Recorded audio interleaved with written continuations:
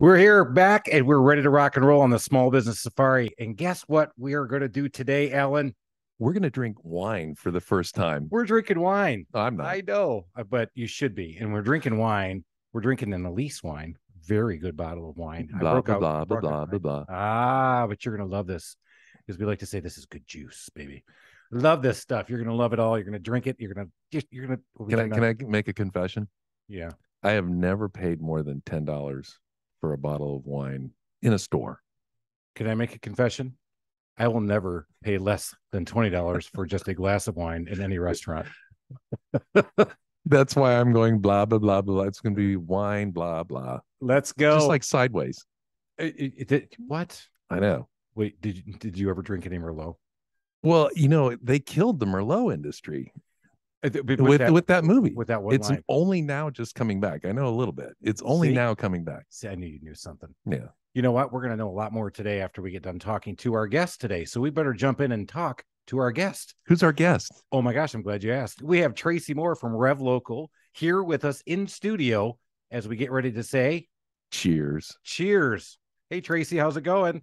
Cheers. She's ready. She's classing the place up. I mean, you brought out the wine. I brought out you know what? I've known Tracy for quite a while, and she said I will not be drinking bourbon if I go in the studio. I'm like, okay, you're right. I'm not going to, but I'm definitely going to make you drink wine. Drink wine. There we go. Stories on bourbon. Really? Let's hear one. Nobody's listening. Oh, no, it's good. Just college. You get older, you eliminate more alcohol from your life. That's true. Each elimination has a great story with it, right? All right, name one drink in college that you'll never drink ever again. A Jaeger Blaster. Jaeger Blaster. It's a good one. Maybe a Goldschlager shot or shots of bourbon was my issue. So that's why I can't drink bourbon. 10-4. That's why we're on wine. For me, peppermint schnapps and hot chocolate. That tastes just as good coming up as it was going down, right? I think I remember that. I'll never touch that stuff ever again. But you want to talk about, not only did it rip my stomach to pieces, but the next morning, I felt like my head was just split right down the middle. And I swear to God, when I was going to the right and when I was going to left, I could not see anything. Yeah, I actually went through gin. So when I was in college, I realized, I think I'm drinking too much beer. And every once in a while, I'd be in a social function that you really didn't want to drink too much beer. So I thought, well, I'll pick something that tastes terrible. So I picked gin. Next thing you know, I love gin. So I thought, well, that didn't work. I need to pick something else. Scotch. Scotch is awful. Tastes like cardboard. Next thing you know, I named my cat Johnny Walker Black. And I'm like, this pattern is repeating. It's not working. So I switched to bourbon. Now I love bourbon. I didn't name anything after bourbon. Oh, that's better. Yeah. Oh, thank God. No. So I guess if you're just tuning into the Small Business Safari, you're wondering what the hell we do. Well, we drink while we talk business. And today we're going to talk business. We're going to talk all things marketing. This will be the one episode you want to listen to if you are starting a business or in business and you have to get a great local presence and no marketing, because I've known Tracy for quite a while in the marketing space, and she's going to drop some serious marketing gold knowledge that we're going to absolutely eat up. I'm excited about this. All right. But before we get there, Tracy, where the hell are you from again? I was born and raised in Fort Lauderdale, Florida. And then I went to school at University of Mississippi, or Ole Miss. And then when I graduated, I moved here to Roswell, Georgia in 96. And I've lived here ever since. You a big Ole Miss fan still? I am. Yeah. I'm not a fair weather fan. I still am. Okay. It sounded like she qualified that. I am. No, I grew up liking the Miami Hurricanes. My dad went to school there. So that was where I was born and raised, going to games since I was in my mother's stomach. So I'm kind of a Hurricane person, number one, Ole Miss second, and then you live in Georgia. So I pay attention to Georgia. I still want to go to a game and tailgate in the Grove. It's the best. I hear it's the best. A lot. I mean, when I went to school there, we would tailgate almost out of back of our Forerunners or pickup trucks and things like that. The Goldschlager? Yes, with the Goldschlager. Actually, it was Revlocal bourbon back in the day. But then from there, people now have hanging chandeliers and it's catered, and then they have the garbage cans out there. So it's is that for the barfing? Bit. Yes. Oh, they don't want the litter everywhere. That's awesome. That's way to bring it to light in life and make it happen. So you moved here in 96 after swearing off bourbon with the rest of your life. That's great. Did you jump right into marketing, or what did you do first? I've always loved marketing. So I think growing up, I've always been intrigued with all the latest and greatest. So if you go to the grocery store and you see all the end caps with all the new products, I was a grocery store person of the family. So it was just me and my dad. My mom passed away at an early age.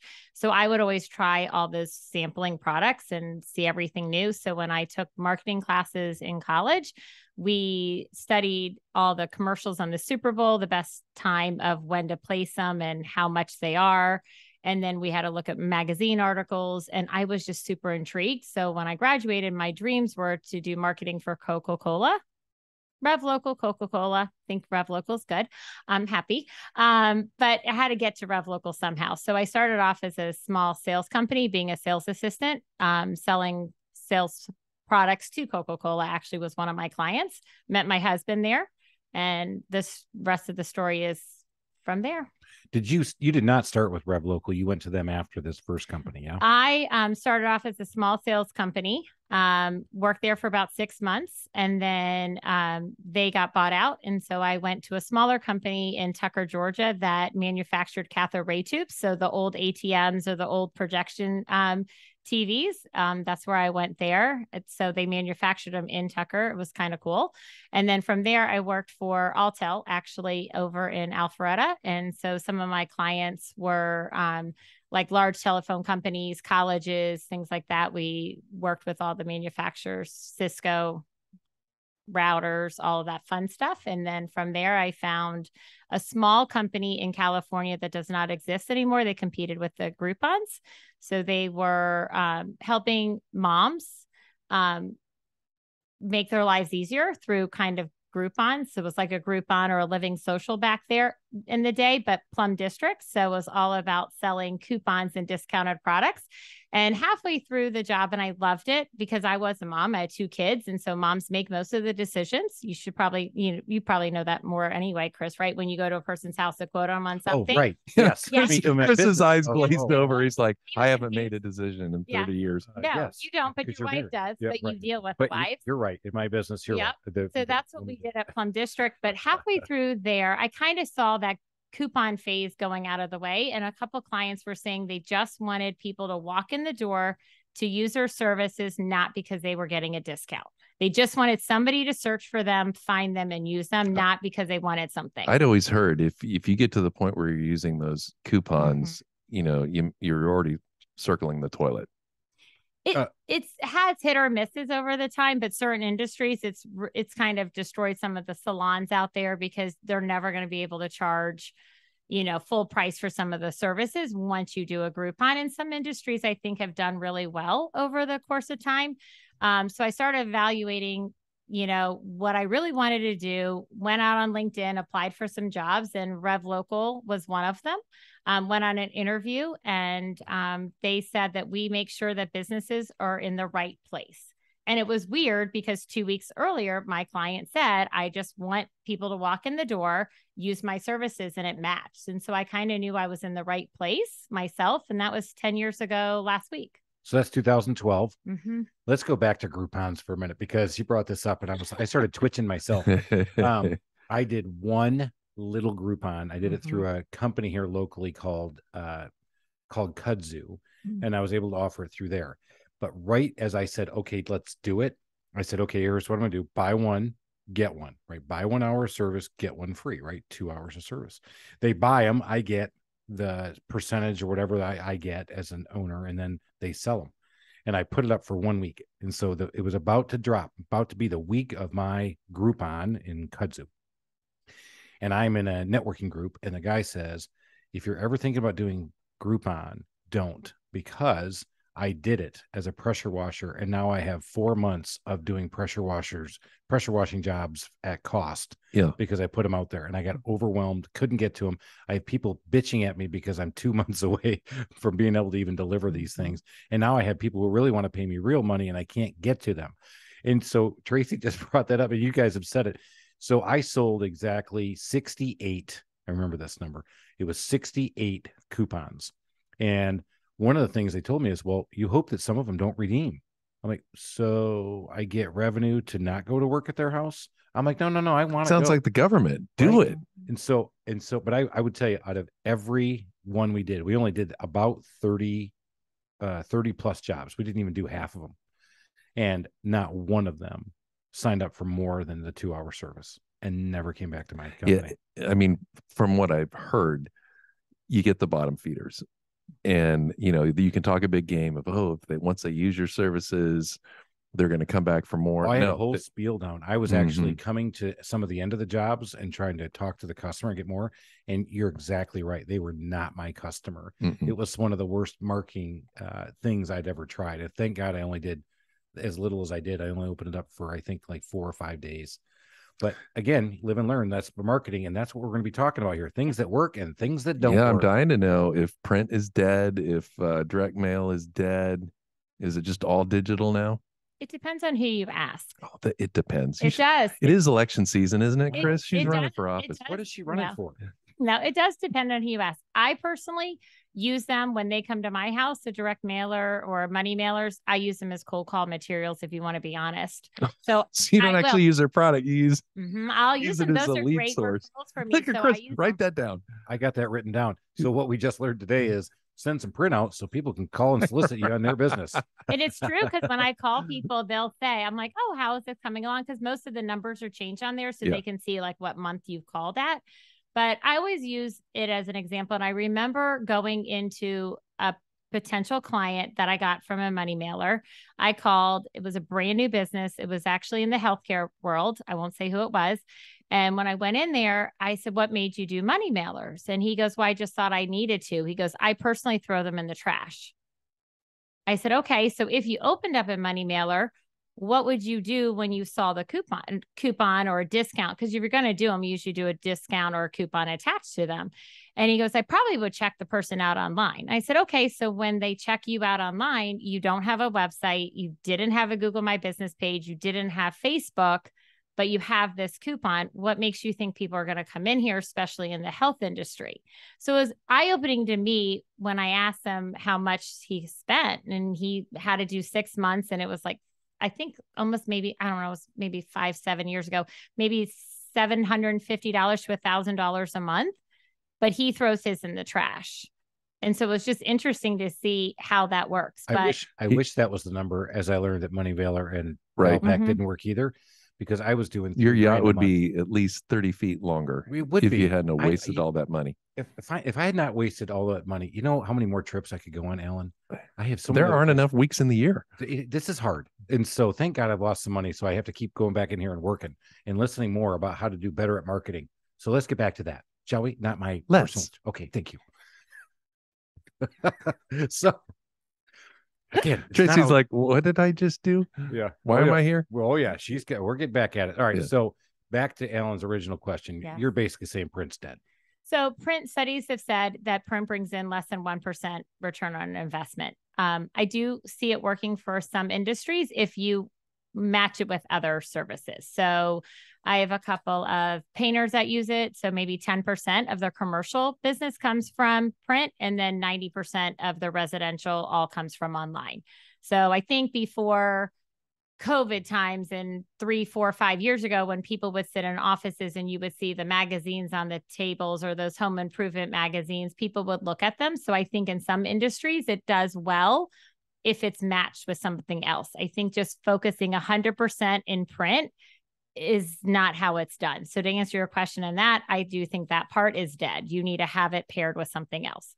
But I say that about digital marketing too. I don't say you should just put all your eggs in just one basket. You need to kind of make a big, diverse marketing plan in order for it to work. And then you test to see what's going to work best. Two gold nuggets right there. Print could be used, but it needs to be used in pair with something else. And you need to have a diverse marketing plan. And now you can ask her an A/B question, testing question, Chris. If I could remember what that was, but no, you can, but yeah. I can't, because I understand now what A/B is in testing, but let's go back to a diverse marketing plan before we go all the way into the details of that one. So a diverse marketing plan, can you give us an example or maybe a success story of one of your customers that you came in and he was the healthcare guy, or he was whoever? And if you can name them, great, because now they're a success story, and who knows, maybe they'll be a sponsor, and maybe we'll get them plugged in here. Maybe that's what I was trying to do here, by the way. Shameless plug. Hey, whoever you're giving me the puppy dog eyes, but they can't see it. Damn it.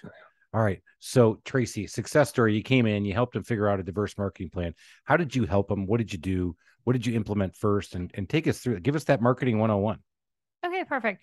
I mean, I sit down with businesses of all sizes every day. So I think the biggest misconception people have is that they can't afford marketing. Or they're nervous because they think marketing is going to cost thousands and thousands of dollars. So I think the biggest difference is I'll pick on restaurants. I eat out a lot. I don't love a fast food. So I'll sit down, have business meetings at lunch or dinner. I know you like to eat out. You mentioned going out to finer restaurants with the wine. I've seen your Facebook page, so I know you do it. So she's taking on your role now, Ellen. Starting to pick on my. All right. I have listened to a few of these before I came here. No, so I'll sit down with the business, and when I, set up an appointment, I always ask some of what their nuggets are that they want, right? So what are your goals? What are your goals? What have you been doing? What has worked well in the past? And, what has not? So I always want to learn because that's what they are. So, you learn from mistakes in the past, and not that business owners make mistakes. And I think some feel that they did make mistakes, but you have to make them to learn from them. So you know that better than anybody else. You must be really smart, Chris. I'm probably one of the smartest people I know because I made a lot of mistakes. And why does it cost me so much flipping money?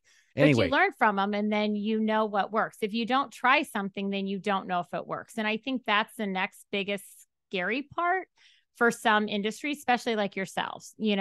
Lawyers have a high ticket price on a lot of their marketing. Contractors in the home services also have another high ticket price. But essentially what I do is I research a business. So if it's a restaurant, if it's a lawyer, it doesn't matter. Honestly, any industry, we work with all of them. I sit down and evaluate them online. I search their business name. I want to see what their reputation is. Does their reputation offline match the one that's online? I search their website. I make sure all the links and attachments work on their social media. I search if they're listing 5 of their top services online. I search those services. Do they show up under them? So I guess you can call it kind of like an accountant, like an accounting overhaul on their business. And then I really evaluate what I think is working, because sometimes they do, what they're doing now works. And then there's some parts that need to be tweaked a little. So then I present that to the client of this is what's going on. And then we go through the services that Revlocal has. So the biggest thing that sets Revlocal apart is we are a family-owned company. We have been in this industry for over 25 years. We weren't just a print company that jumped on the online bandwagon years ago. We've always been in that industry. And we do try to sell the right services. So some people can go completely crazy and spend as much budget as they want. But the next month, when that bill comes again for the second month, are they getting that ROI from the first month? So some people look at it, you have to spend thousands of dollars right away. But I know that I don't want that client calling me the next month saying, I just got billed for the second month and I haven't, accumulated that ROI yet. So some people can say slow and steady wins a race. It just depends. We go over the budget. We go over what their goals are, how we can meet them, and give them a game plan. So a lot of times we might start them only on one of our services and then show them that growth. If they have a growth of how they want to grow, Chris and I were talking about it earlier. What was your number in 2021? What's your goal for 2022? And what's your goal for 2023? It's the steps. You guys come up with that as business owners. And so that's what we do. We might make steps in their marketing plan to make that happen for them.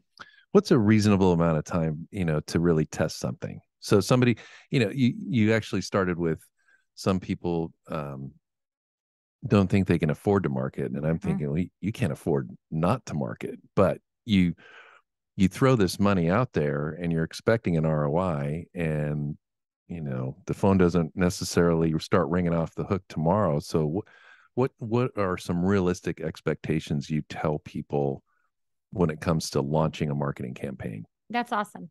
Great question. Oh, come on. Yes. Tracy's my favorite. She doesn't even know that we keep score on great questions. And that's that was bullshit. All right. It was an okay question. In fact, he took too long asking the question. No. But anyway, okay, fine. He was very detailed. He was great. And I got to it. I landed the plane. It came right around. All right. Boom. Fine. Okay. All right. I'll let you answer the question. It was kind of good. Thank you. It is one of the number one questions that I do get all the time is, if I do this, what am I going to get? And I'll get it the opposite. So say Chris has been in business for 20 years And he's now trying to figure out how to compete with all the newer businesses. And you're opening up the same business tomorrow or a week from now. And you tell me, Chris tells me, first of all, I want to compete with all these other people. I've been in business for 20 years and I'm nowhere on page one. I get that question a lot. And then you are a new business and you're saying, I just want to test the waters and I just want to see how things go. Call me in 90 days. So it's totally different about my job because it's going to be different, personalities, right? Different industries, different personalities. But to go to Chris's is he's not behind. He just has a great offline reputation. It's all word of mouth, right? And so we need to match that online. So again, if he doesn't have a Google My Business page, or maybe he does, but he's not responding to those reviews. Well, reviews are 14.9% of Google's algorithms in general. And a lot of people think you just need to have a Google My Business page. Make sure you write that down. 14.9%. And you have to respond to them. 14.9. And a lot of business owners don't respond to them. So you want to respond to the positives and the negatives on those because it's all matches there. It shows that you care as a business owner. Updating photos. A lot of people think of online marketing, say your Google My Business page, your Yelp page. You create it and you let it go, right? I'm going to create it. I'm going to, it's like a LinkedIn page. You have that little 100% once you're filled. Once you're filled on LinkedIn, they think, oh, I don't need to do anything else. No, you have to have content. So a lot of times businesses make mistakes of they create a Facebook page, but then they don't post on it. You create a Google My Business page and your photos are 5 years old. And so that could be, say, a Chris example of 20 years ago. He has some of this stuff, Google My Business page or now Google Business Profile, because, they have to change everything. He had hair. You had hair. Oh, yeah, right. My husband did too before he was married. Is that what you say too? Right. Yeah. Well, Okay. Kind of. But yeah, so I had hair. So I actually had to take that profile picture down. I finally, the one I started the business with, literally, it was a picture taken by my son. And that was the one I put out on Facebook. That's the one I put out on Google My Business. And that's what I learned years ago is that what Tracy's telling you is that you got to keep it up to date. And so I would keep everything up to date except that one great looking profile picture where it looks like I had a ton of hair. And I finally went, okay. When I'm showing up, let it go. Like, let it go. Let it go. Sing it with me. And I had my shirt on there. Yeah, that's true. And Tracy's bringing up another little secret of mine. Yes, on Facebook, I like to take my shirt off when I take pictures. Every picture. Yeah. How does that help your business? It doesn't. Oh. But I took it off during COVID and took a picture. I was in the mountains, put it back on. And I because I heard that's how you get COVID was the shirt. So I just don't put my shirt back on. Is that your excuse? I didn't make that one. That was it. Yeah. I said, I don't want to get the COVID. I can't wear the shirt. I don't want the COVID. Not put the shirt on. I'm going to ask a different question because I want to get this image out of my head of Chris shirtless. But do you actually you help with creating the campaigns and the ad copy and everything? Absolutely. Or is it just placement? So we do it all. So if somebody hires Revlocal, we actually do it all. And not all marketing companies do that. Sometimes they second source some of the services out. So we have teams that do everything. So different services. So if you hire us for local search, that services is on our local search experts. If you hire us, and to answer your question a little bit before we got off topic about Chris's shirt, is or local search your Google My Business page, all your directory listings. We like to say around 3 to 4 months. I remember my very first client, he was a cute little country guy, and he came up to me and gave me a hug on our 90-day meeting. He goes, I finally get what you're doing for me. Somebody called and said that they found me under this service, under this search. And I was like, what are you talking about? He goes, I honestly forgot that I even hired you. And then I realized, oh my gosh, I'm getting more and more business from you guys online. Social media, it takes 6 to 7 months. It's really the longest and hardest to get there because you can post all day long, but if you don't have the followers, no one's necessarily seeing those posts unless you have a whole bunch of likes and shares. Websites, it takes some time to build a website. First of all, get it indexed by Google, get it to show up, have the organic side of search engine optimization on that as well. Paid ads is probably the quickest way. I always say it's kind of like the microwave popcorn. You can pop your way up to the top of the page. But the kicker is your budget has to be there, right? So that's the competition. So that's that A/B testing you were talking about. It's about the budget. It's about your competition out there. To really be at the top, you have to spend some money in some industries. And you have to spend a lot of money. So that's my next question. So I'm going to actually start a handyman service here in Atlanta, and I want to kick Chris's ass. Mm-hmm. And yet he's at the top of every page, and he owns the market. So I'm starting my new business. I mean, how do I even have a chance to get close to without a massive budget? And I had that when I had my store years ago. I mean, all the keywords, everything was just, taken from these giants that I'm trying to, it was totally David and Goliath. How do you counsel somebody who's got the David budget to fight against Goliath? You start off with a really good foundation.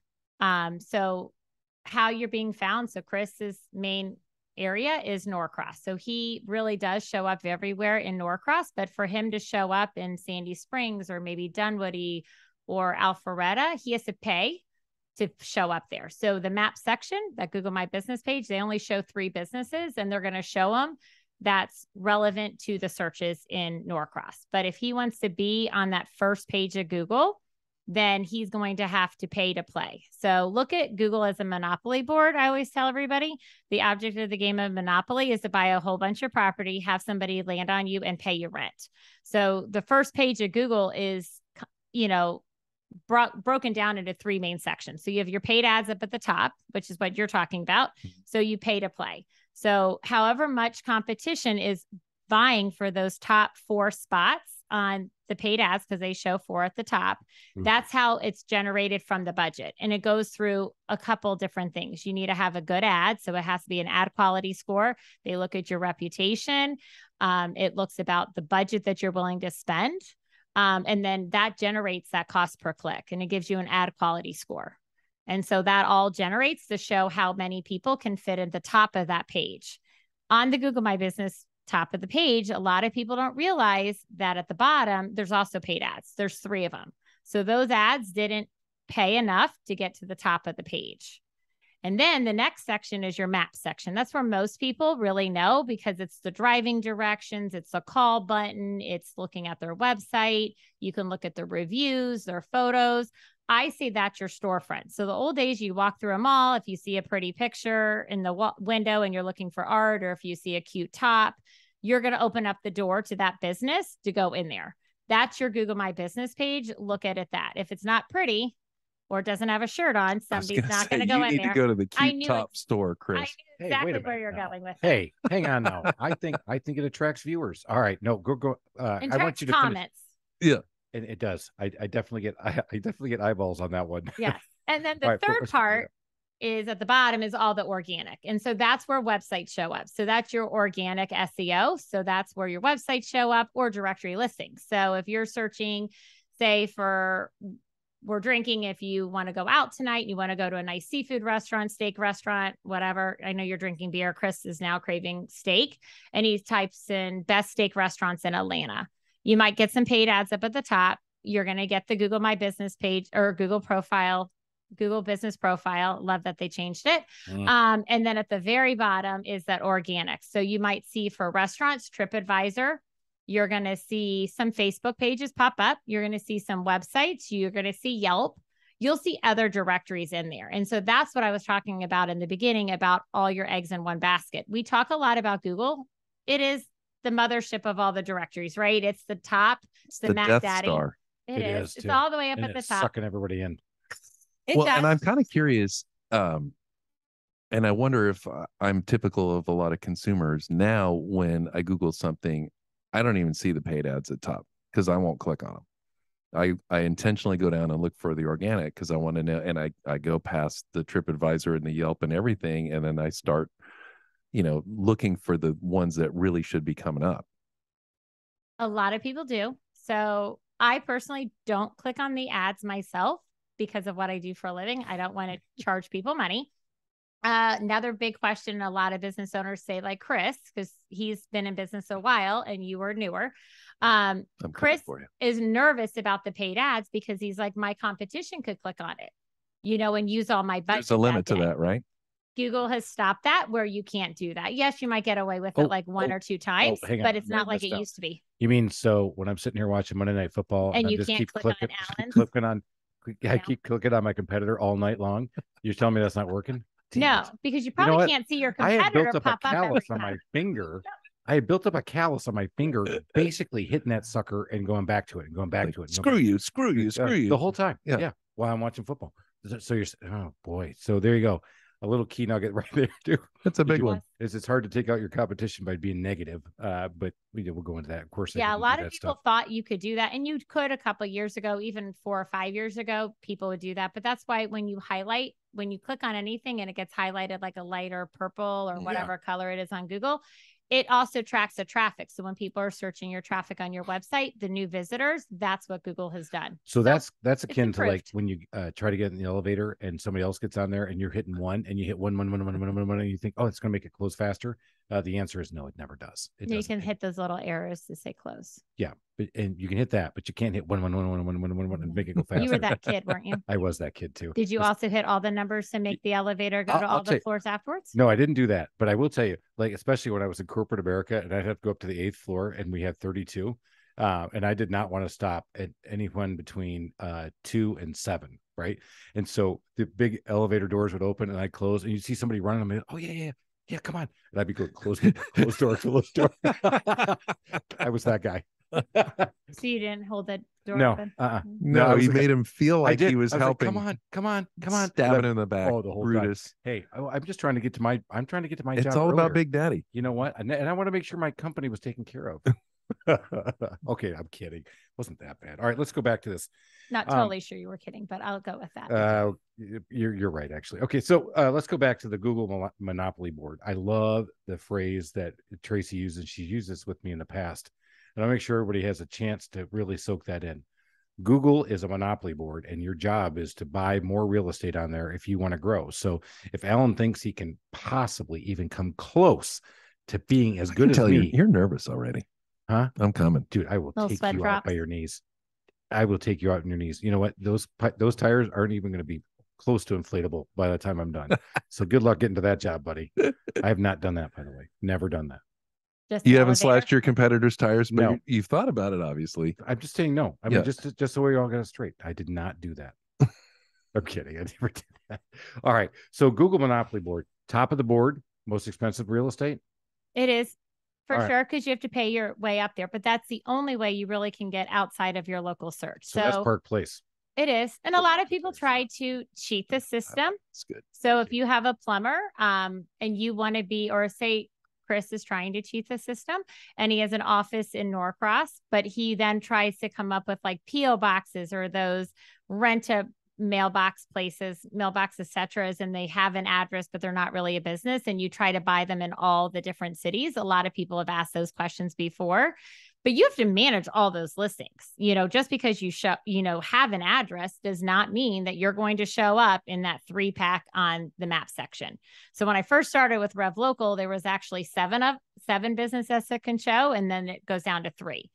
And sometimes you may see 4. So people have questioned me, they'll say 4. So people have gotten smarter at Google, right? So when Alan, you said you don't click at the top 4. I don't even see them anymore. You don't, but you probably don't notice that there's one in the map section too. So if you see 4 maps that pop up, that first one will also say ads. Nice. And so that's a local map section. So again, to the real estate of the Google first page, there's so much different real estate you can buy. When it all comes down to it, you fix houses all the time and businesses and bathrooms. If it wasn't built properly the first time on that steady foundation, it does not matter what you're going to do. On top of that, it will crumble like a Jenga board, right? You pull it out too fast, the whole Jenga falls down. We're playing a lot of board games here today. I'm playing Monopoly and Jenga. I'm like going back to my youth. Are we going to do Pictionary in a minute? But a lot of people understand it that way. And that's you know what, actually, a lot of people get those analogies are completely accurate, especially when it comes to marketing, because one of the things hopefully everybody's picking up here, what Tracy's putting down, a lot of people will come in there and try to sell you the snake oil sales of, oh, this is voodoo. You don't understand it. You got to do what I do. I do pay-per-click. You give me $5,000 a month and I'll make it all happen for you. Give me a year and it'll all happen for you. Like, whoa, time out, man. Tracy just told you 90 days, limited budget. Let me understand your why. Let me understand your story. Let me understand your goals. And I'm going to come back and tell you something. That's not snake oil sales. That's all right. I'm going to tell you how to play the Monopoly game, and I'm going to make sure you don't fuck it up in Jenga. Do you do web design too? By the way, we do. So we do all the service. So website's another one. It takes time to build a website if you're going to build it right. Well, so you get to the point where it's showing up and people click on it. Then they got to like what they see when they click on it. So you may have somebody who really is in love with their website. They want you to run a top campaign. I mean, at that point, are you counseling them? You know, your website isn't doing it for you, and it's all in a different area of that Monopoly board. So it depends on what their goals are. So a website can show up outside of that, but it's through on-site and off-site SEO. So search engine optimization, that's an organic section. We handle that as well. The maps and the push pins up here has to have with all the keywords. So that's a local search engine optimization. It helps with your reviews, current photos. Again, it's not set it and forget it. I've created my page and then I'm done. You know, you get a phone number and then you're like, oh, good. Or I've done business cards and I'm done. I don't have to touch them for a while. No, you constantly have to change, touch them, enhance them, update them. The algorithms will change every single day and they can. So you're always wanting somebody to manage those listings for you and then add to them. The paid ads up at the top, you got to test them. You got to make sure your budget's there. It can change at any given time. So just because, say, if you're searching for, we'll do wood rot repair, right? If you're searching for wood rot repair, and say the average cost per click, I'm just making up a number here, is $18.16 on a Tuesday at 12 o'clock, does not mean it's going to stay that way forever. So those average budgets is what we look at. Monday morning, it might be a little bit higher because people are outside on the weekends, walking around their houses, playing outside with the kids. They might look up at a window and go, oh gosh, when did that happen? Then on Monday morning, they're going to call or they're going to search on Google for that. So those ads could be a little bit higher. We always talk about, we're coming into the holiday season. So jewelry stores, big ads, it costs money. Wedding season, the cost per click for engagement rings, custom engagements, those costs per click go high. Florist, big times of all the peak holiday seasons. Christmas tree lights, we were talking about it now when you're hanging lights up on your house. So a lot of businesses that can't do their work, say for pressure washers when it's too cold outside. I mean, it was freezing this morning, that they can do other services. So it's seasonal. So a lot of marketing happens to be seasonal as well. So you can do seasonal campaigns. Typically on any paid ad campaign, we always say 6 months minimum. It takes a couple times. I always say your first month with paid ads is your worst month. Your first month is your worst month? First month is your worst month. Because you have to go through that testing. You have to figure out the budget. You need to make sure that you're relevant. You need to kind of test what kind of keywords are on there. And then we want feedback from our clients. So we do have monthly conversations with our clients. We don't want to assume no news is good news. We want to make sure they're tracking it, making sure that they're getting, if they're getting some form submissions, if they're getting phone calls, are those really good leads? Are they closing those leads? Is it too far away? So we talked about territories and where you want to go and where you want to emphasize it. You don't want your guys driving 3 hours one direction to come back 3 hours to another direction and go. So if it's not a big area that you focus in on a lot, your schedulers are not going to want to necessarily go there. So there's so many things that come into play. It's not just saying, hey, I'll give you $10,000, go make it happen. Sure, give me $10,000, but I need to know your goals. I want to know how committed you are to this. How are we going to have these conversations? So the best kind of clients for us are ones that communicate. The ones that don't communicate tend not to have the best ROI coming through there, to be honest. And so I'm honest because I can, you're selling something. I take it a little differently. Yes, I'm in sales, but I don't really like to be called a salesperson. My job is more to educate you, consult you on what we can do for you. But it takes two people in it, right? It takes that conversation. It takes the communication. And a lot of people want to be hands off, and that's totally fine. When we do social media campaigns for people, I always say the first couple of months, we have to get to know your language, your lingo, what's your personality. Might take a bit longer to get to know Chris's personality in some aspects. So maybe 3 or 4 months, I was just wondering, can we do this from Acapulco? Is that good? Yes. If I told you my goal was to be in Acapulco for a month next year? Yes, we can have phone calls wherever you want. Okay, thank you. All right, so there you go. I was wondering if she, had a geographic boundary, but apparently you've discovered that. I found one. Yeah, because little foreshadowing. Really? Another trip. Big Daddy's going to Acapulco. My son noticed about you on that as well, that you like to vacation a lot. I do. Because if I work really hard like Chris, I can vacation a lot. That's what I've learned in my Wednesday training. It's become a frenzy. It's an obsession. And that's the thing. When we sit down and we say, well, what are your goals? To not work and to travel all the time. A big fat cigar on the beach. And I said, can I just give you 10 grand to walk away? Like, you could, but it's probably not going to work. I think that's the one big thing that you got to take away from this.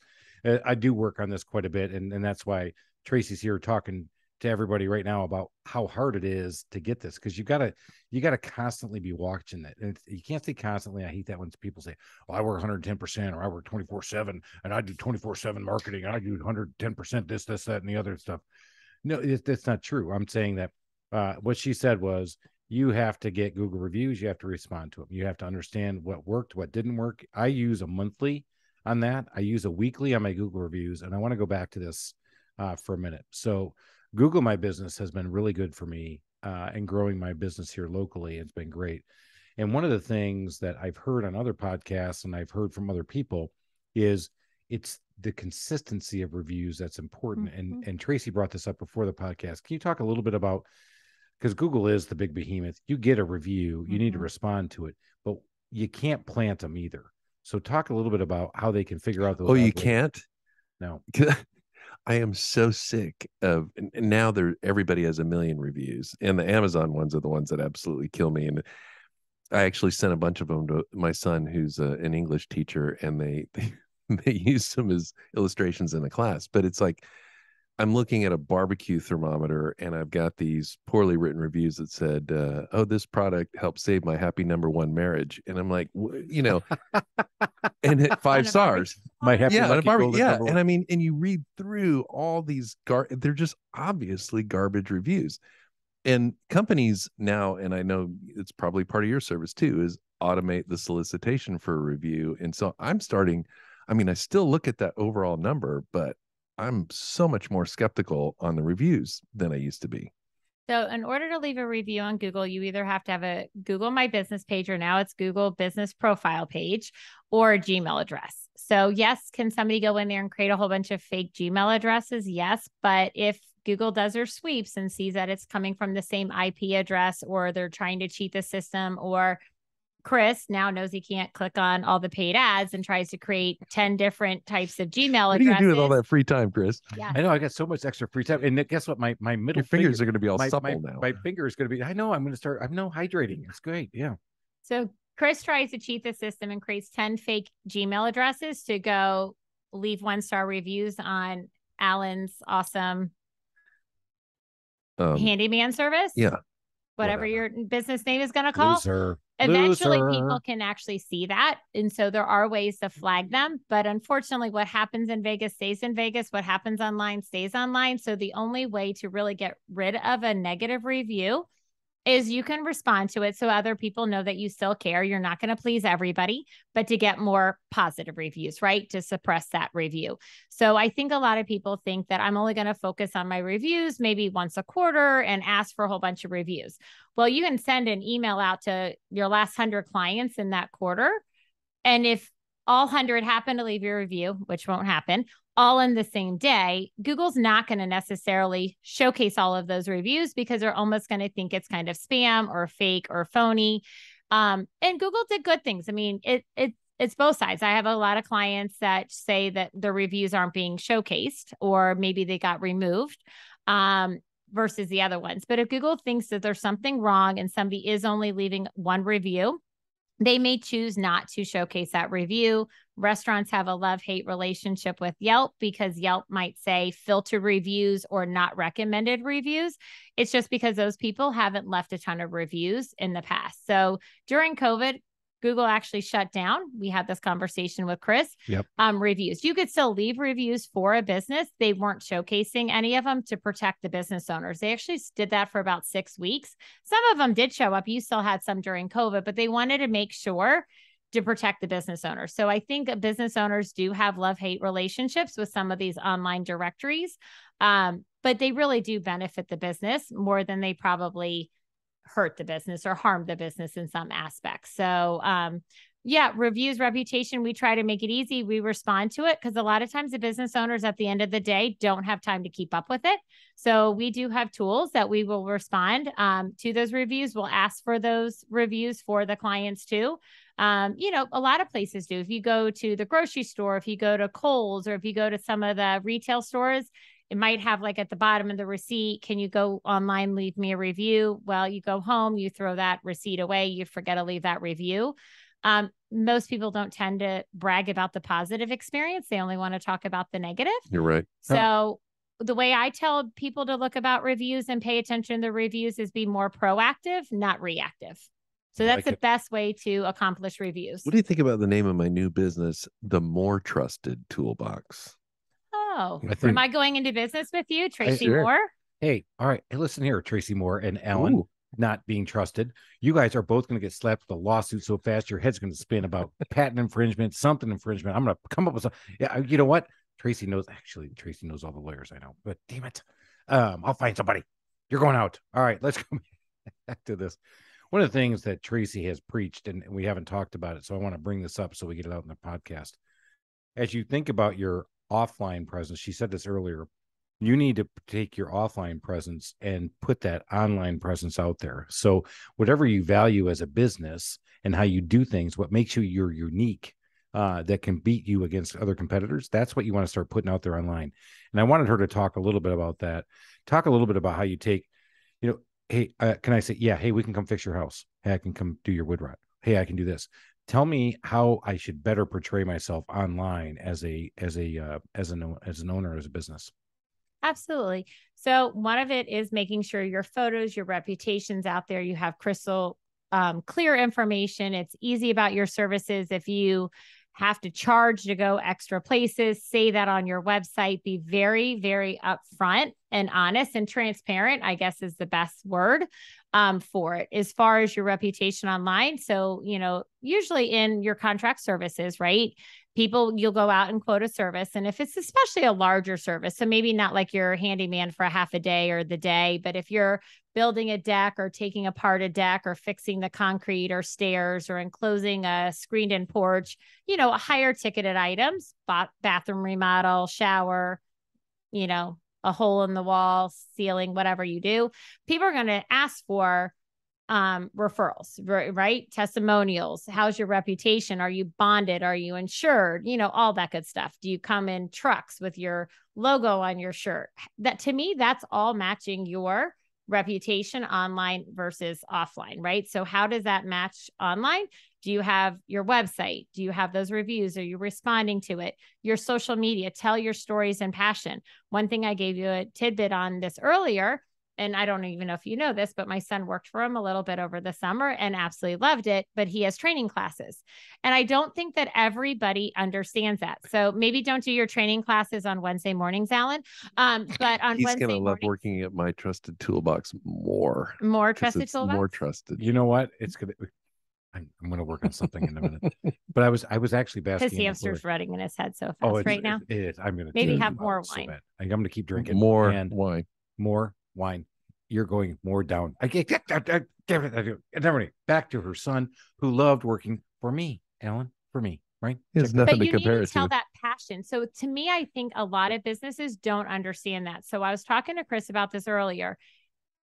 His name is all about the Trusted Toolbox. Chris hires employees and then they represent his business out there, where Chris can't be in every home, every small commercial place that they're doing repairs. He has to train his employees. He has to trust them.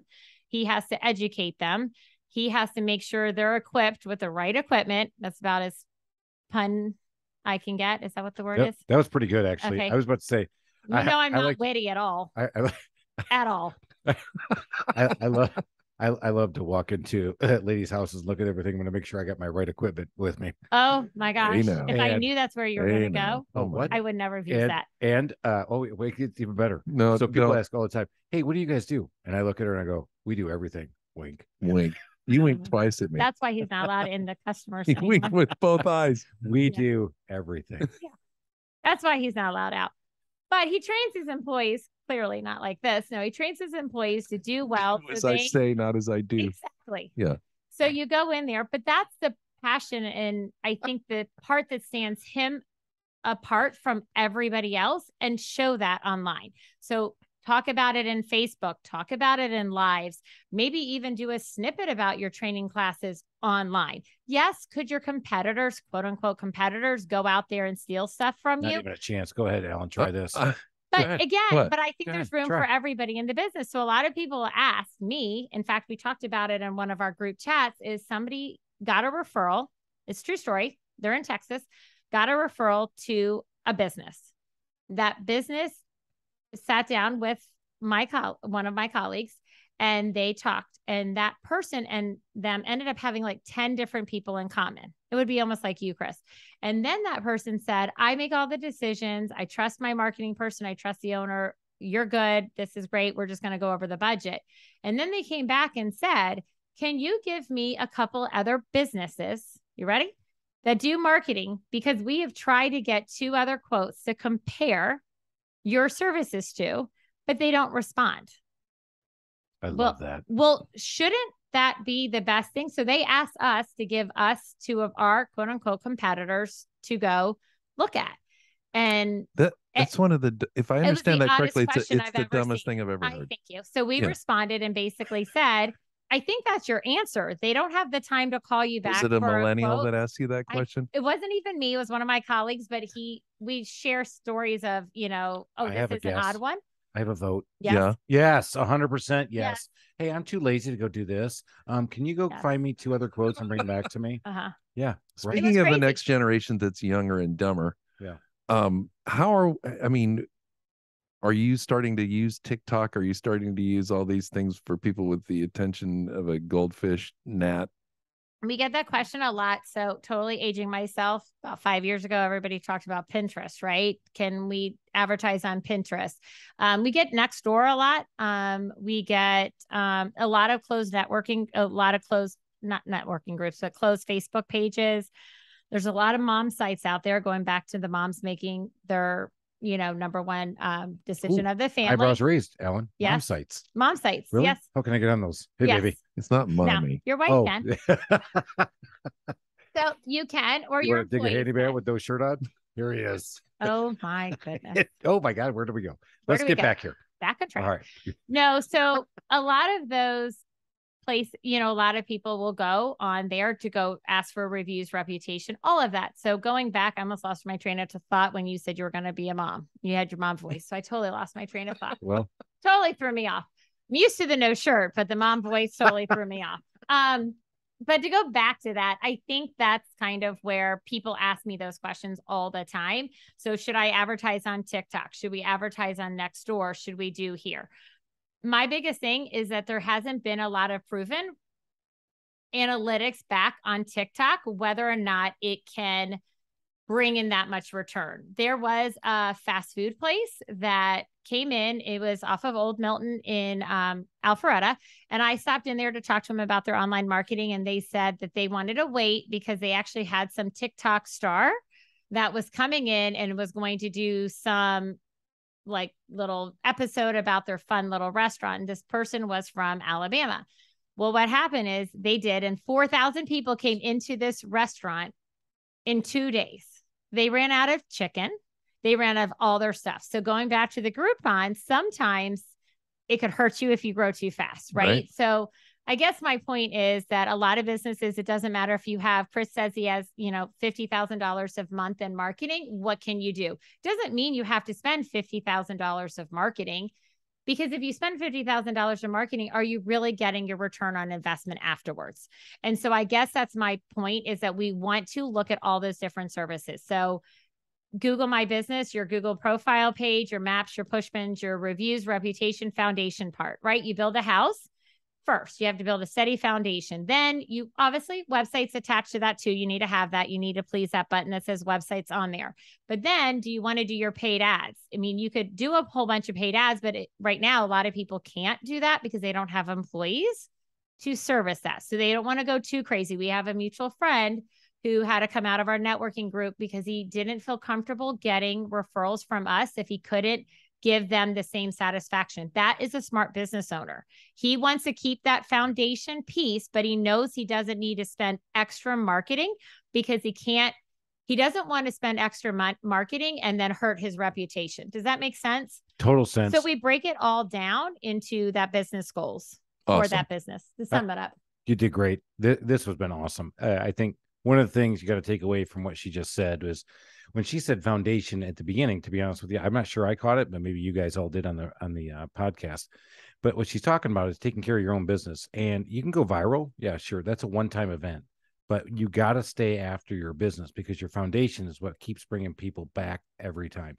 Slow and steady wins the game. That's the end of the day. Even in marketing, if you're not listening to what Tracy is putting down for you, man, she's not trying to sell you the gold that it's all going to happen. Give me 10 grand, walk away. And next thing you know, you're going to be a millionaire going to Acapulco next year. You have to stay after it year after year, day after day, week after week. This has been awesome. Tracy, thank you so much for coming here today. You have dropped so many gold nuggets around marketing and how to grow your business. I know that this episode is going to go viral. Come on, baby. Let's go talk about it again. Hey, Small Business Safari, we have to go. But before we leave, we have got to ask those 3 questions that we always love to ask before we let her go. Oh, I hope she prepared for this because here we go. All right. She's got notes. She has notes. Uh-oh. She's looking down. Well, oh my God. That's a lot of notes she's pulling out. Oh my God. All right, here we go. They're kidding. Tracy, she's killing the radio. I know. All right, here we go. It is all make believe. Here we are in the Home Service Institute headquarters. What is the favorite feature of your home? I would probably say my backyard. We moved 6 years ago to an older home, and I love looking out at the backyard in the fall, in the spring, in different seasons, seeing the flowers, the full trees, the pool. It's just fabulous. I can't say this. Is this going to be trimming your bushes? So careful on what I know she was trying so hard. Careful. She was trying so hard. Tracy's got a big backyard. Come on, baby. Tracy loves her big backyard. Yeah, 4 bottles of wine that he consumed here. It's no problem. Here we go. Tracy loves her backyard, and we love her backyard too. Can't say that. She's married. I love her husband too, so he's a great guy. All right, but it's her backyard. There you go. Actually, I don't. And she has a pool back there. You need to go to the next question. Come on, it gets even better. All right, let's keep going. All right, Tracy, we do out there. You obviously have your hand on marketing. You understand it. You've talked to a lot of restaurants, but what is one of your biggest customer service pet peeves? There's so many of them. I guess businesses that really just act like they don't care. I know that's weird, but if you're in a restaurant and, the manager's just like over there talking, but you could tell that the poor staff is like walking around sweating and trying to even have time to fill up the water glasses, but the business owner's over there at the bar drinking and doesn't even care. To me, that's your Acapulco. Yeah. Or an Acapulco with the shirt off. Hang on. No, I still care. I mean, I care that I'm getting a tan. He cares that his email got blown up with a question. No, I'm teasing. Yeah. Oh, sorry. Alan paid me earlier. Ouch. Alan. No. All right. But I think that's a good point. Probably apathetic ownership. Not even taking ownership of what you do. So to me, if you call me at 5 o'clock and I don't return your phone call for 4 days, that's a pet peeve. And I feel like that's I give good customer service. And so I kind of expect it back. Hard to do all the time. That's definitely, especially in my business. I actually had to get on the phones this week because one of my ladies was sick, and I was up there answering the phones, and I've got 3 phone calls that I still have to get back to them on answers. And I slowed. I mean, I'm here doing the podcast and talking to you guys instead of taking care of business, but I did have to get some information. But so I told them right before that it'll probably be Thursday before I get back to them, which was cool. But it's hard. And that's the habit. We actually had training again this morning. That's the habit that we talk about that you have to develop. Mm-hmm. You develop a habit, and then what happens is the result happens because of your habit. You don't brush your teeth fall out. That's a result from not brushing your teeth. And don't promise something. Alan. Yeah. Okay. And don't promise something that you can't do. So I think that setting those expectations, under promising, over deliver is huge. All right. Number 3. Yes. Give us a DIY nightmare or failure. I honestly don't have one that we have attempted because I know what we're capable of doing and I know when we can't. So I'm totally fine with writing a check or paying for services that we can't do. So we can stain our deck. We did that over over COVID. We actually built a fire pit. But when we get to a fireplace fiasco, I know to call you, the experts, because you can fix it, even though it was challenging. I mean, that's probably when we got along when we really bonded, is we bonded over this crazy nightmare that almost seemed like a for me, it was DIY. I will tell you, I was actually contractor nightmare hell, because what Tracy's talking about is that but you fixed they had a leak that was showing itself in the basement, in the chimney, not on the outside of the chimney, in the chimney, leaking through the logs. And I'm like, all right, we're going to do this. No, we're going to do this. All right, we're going to do this. I could not figure out where the freaking leak was coming from. Hey, Tracy, my new company, the More Trusted Toolbox, we're experts in fireplace repair. Okay, great. Oh, that's so were awesome. A lot of the other ones that came that quoted me anywhere from $5,000 to $150,000. And I was telling him the story, and he goes, I was way under it. He was way under it. And he probably lost money on the deal. But you know what? It made me believe in him.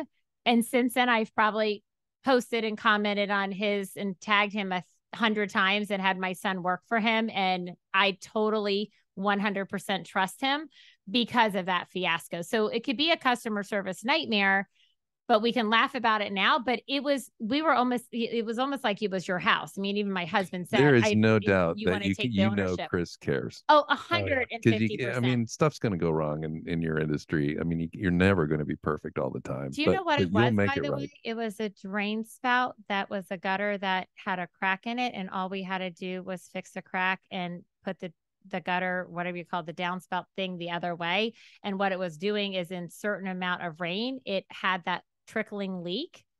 And that's all it was. It wasn't to spend $150,000 to bring backhoes and take apart all my stuff and rebuild my fireplace and cut a wall in it and actually hide my fireplace in the wall and do any of the above. It was him getting on the roof, putting water in certain parts of the outside of the house, filming it. I mean, we had the whole family involved. Was his shirt on? His shirt was on because the kids were present. But yeah, so it was interesting, but it was a fun little project and it worked. That's funny. So I said, give me your DIY. It was story. really yours. It really wasn't mine. So there we go, everybody. Project. I knew I couldn't do it, so I paid you. Yeah, I appreciate that. No, thank you for undercharging me. Yes, that was awesome. And Tracy, you've been awesome. Tracy, let everybody know how they get a hold of you or the Revlocal team, because one thing we didn't talk about, and you say this a lot, people buy from people. People don't buy from companies, but your company is amazing. You guys do a great job. Everybody here needs to buy from Tracy. You need to hear from Tracy. How do we get in touch with you? So if you just Google Tracy Moore Marketing or Tracy Moore Revlocal, my information comes up right on our website. You can certainly call me. Let me get my number. 770-361-3215. It's my direct cell phone. I answer it all the time. You're more than welcome to text me and call me with any questions that you have. My job is more education side. Revlocal is a nationwide company. We are found everywhere. I live in Roswell, so I tend to cater to the North Fulton area, East Cobb markets, but we can go everywhere. I have clients in probably 30 different states. We are a family-owned business, and we really do try to put our customer service first. We don't believe in just selling any services. We believe in selling the right services with the right expectations. We're not going to please everybody. You know, we just aren't. You're not going to please everybody. And marketing's not for every business either. So people could fire us. I have actually not brought on clients knowing that I couldn't meet their expectations. And I just said, we're not the right fit for you, because I would rather keep my reputation online and offline good. Awesome. Perfect. All right, you guys, you got to call Tracy for all things marketing, but don't call her for a bourbon recommendation because she's not going to give you one. She's only going to tell you what not to drink. Call her for marketing. Guys, go out there and make it a great day. Go out there and do something better than you did yesterday. Go out there and be somebody that people want to follow. Go out there and go up that mountaintop of success. Go make it happen. Until next time, cheers. We're out of here. Cheers.